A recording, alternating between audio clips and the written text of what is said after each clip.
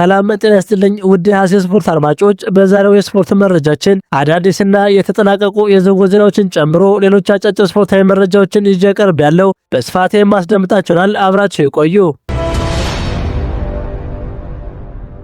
የ2026-27 የውድድር ዘመን የእንግሊዝ ፕሪሚየር ሊግ የጨዋታ መርሃ ግብር ይፋ ሆኗል። ይፋ በሆነው መርሃ ግብር አዲሱ የውድድር ዘመን ቅዳሜ ነሐሴ 22 2026 ይጀምራል። በውድድር ዓመቱ አርሰናል ከአዲስ አዳጊው ኮቨንትሪ ሲቲ በሚያደርጉት ጨዋታ ሲጀምር ሃል ሲቲ ከማንቸስተር ዩናይትድ፣ ማንቸስተር ሲቲ ከበርንማውዝ፣ ኒውካስትል ዩናይትድ ከሊቨርፑል፣ ፉልሃም ከቼልሲ፣ ብራይተን ከአስቶን ቪላ፣ ኖቲንግሃም ፎረስት ከሊድስ ዩናይትድ፣ ኢፕስዊች ታውን ከሰንደርላንድ፣ ኤቨርተን ከክሪስታል ፓላስ እንዲሁም ብሬንትፎርድ ከቶተንሃም በመጀመሪያ ሳምንት የሚገናኙ ቡድኖች ናቸው። ተጫዋቾቹ ከ2026 ዓለም ዋንጫ በኋላ በእረፍትና የማገገሚያ ጊዜ እንዲያገኙ ሲባል መርሃ ግብሩ ተጫዋቾቹ ከ2026 ዓለም ዋንጫ በኋላ በእረፍትና የማገገሚያ ጊዜ እንዲያገኙ ሲባል መርሃ ግብሩ ካለፈው ዓመት በአንድ ሳምንት ዘግይቶ እንዲጀምር ተደርጓል። የሊጉ ሻምፒዮን አርሰናል ከኤፍኤ ካፕ አሸናፊው ማንቸስተር ሲቲ ጋር እሁድ ነሐሴ 16 ቀን 2026 በካርዲፍ ፕሪንሲፓሊቲ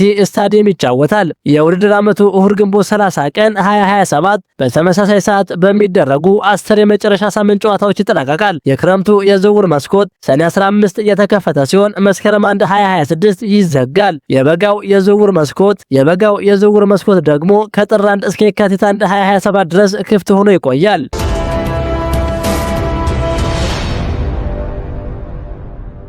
አርሰናል አሌክስ ስኮትን ለማዛወር እያሰበ ሲሆን ሚኬል አርቴታ በዚህ ክረምት የአማካይ ክፍሉን ለማጠናከር እንደሚፈልግ ተገልጿል። የበርንማውዝ ኮከብ አስደናቂ የውድድር ዘመን ካሳለፈ በኋላ እንደ ቁልፍ ኢላማ ተደርጎ ይታያል። ማንቸስተር ዩናይትድና ሊቨርፑል የ22 ዓመቱን ተጫዋችም እየተከታተሉ ነው ሲል አሌክስ ክሮክ ዘግቧል።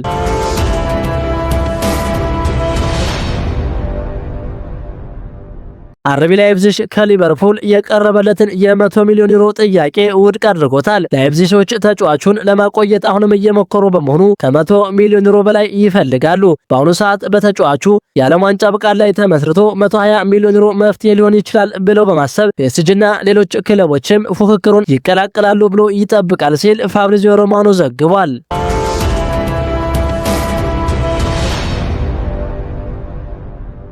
ኤሲ ሚላን የማንቸስተር ዩናይትድን አማካይ ማኑኤል ኡጋርቴ ለማስፈረም ድርድር ጀምሯል። አዲሱ የኤሲ ሚላን አሰልጣኝ ሩበን አሞሪም ቀደም ሲል በስፖርቲንግ ሊዝበንና በማንቸስተር ዩናይትድ የሚያውቁትን ማኑኤል ኡጋርቴን እንደገና ማግኘት ይፈልጋል ሲል ቲም ቶክ ዘግቧል።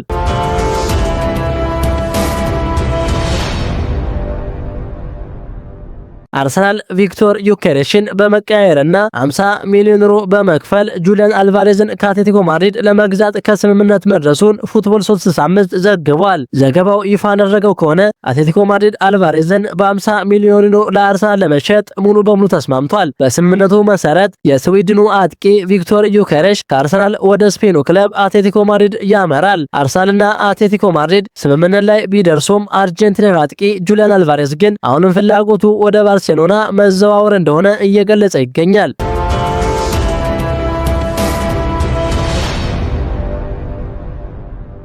ማንቸስተር ሲቲ የኤሊዮት አንደርሰንን ዝውውር ለመጨረስ ተቃርቧል። በአዲሱ ድርድር መሰረት ንግግሮች የመጨረሻ ደረጃ እየደረሱ ሲሆን ሲቲዎች ከመጋረጃ ጀርባ ብዙ ስራዎች ሰርተዋል። ክፍያው 120 ሚሊዮን ዩሮ ሲሆን የሕክምና ምርመራው በአሜሪካ የሚደረግ ይሆናል።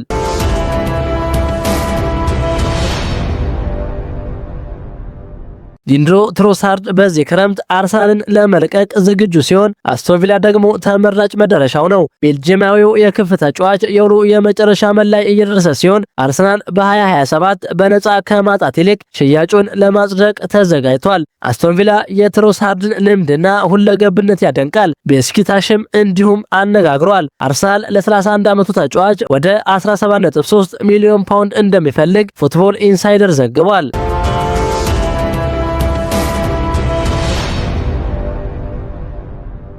ሪያል ማድሪድ ለዩሊያን አልቫሬዝ አቅርቦት የነበረው የ150 ሚሊዮን ዩሮ የዝውውር ጥያቄ ባለፈው ሳምንት ውድቅ መደረጉን ተከትሎ ክለቡ ከዝውውሩ ፉክክር ሙሉ በሙሉ መውጣቱ ታውቋል። ሪያል ማድሪድ አሁን ሙሉ ትኩረቱን ያደረገው ፈረንሳዊ የባየር ሙኒክ ተጫዋች ማይክል ኦሊሴ ላይ ሲሆን ፍሎሬንቲኖ ፔሬዝ ለክለባቸው የወደፊት ስኬት ትክክለኛው ተጫዋች ኦሊሴ እንደሆነ በጽኑ ያምናሉ ተብሏል። በአሁኑ ወቅት ባየር ሙኒኮች ተጫዋቹን የመሸጥ ፍላጎት እንደሌላቸውና አዲስ የውል ማራዘሚያ ጥያቄ እያዘጋጁ እንደሆነ ቢገለጽም ለፍሎሬንቲኖ ፔሬዝ ግን ኦሊሴ ከማንኛውም ተጫዋች በላይ አስፈላጊ ሆኗል። ይህም የሪያል ማድሪድን የዝውውር አቅጣጫ ሙሉ በሙሉ ወደ ጀርመን እንዲያቀር አድርጎታል።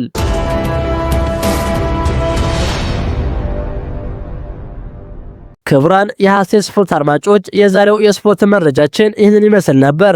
ሐሳባቸውን በኮሜንት አጋሩኝ። ለሌሎችም እንዲደርስ ሸር አድርጉት። ቸር ተመኘን።